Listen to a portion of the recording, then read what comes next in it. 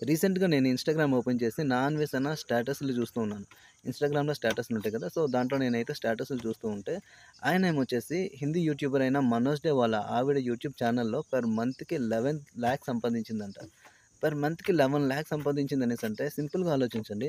Only vloggings చేస్తూ, daily life చూపిస్తూ, ఆవిడేం చేస్తుందో అనేది చూపిస్తూనే 11,00,000 సంపాదించిందనేసంటే యూట్యూబ్‌లో ఎంత రెవెన్యూ ఉందో, ఎంత మనీ సంపాదించొచ్చో అనేది.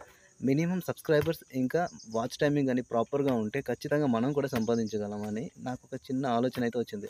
కానీ యూట్యూబ్‌లోకి వెళ్తే ఏంటంటే కంటిన్యూస్‌గా చేస్తూనే ఉండాలి. ఇలా 4 రోజులు చేసి, 5 రోజులు ఆపేసి అలా చేస్తే వర్కౌట్ అయ్యే ఛాన్స్ అయితే లేదు. సో, ఇప్పుడు యూట్యూబ్‌లో ఇంత రెవెన్యూ వస్తుంది కదా! సో, ఇంత రెవెన్యూ మనకెక్కడి నుంచొస్తుంది అనేసంటే అది యాడ్స్ ద్వారా వస్తుంది. చాలామందికి తెలీదు. సో, అందుకనే చెప్తున్నాను. తెలిసిన వాళ్ళకి పర్లేదు.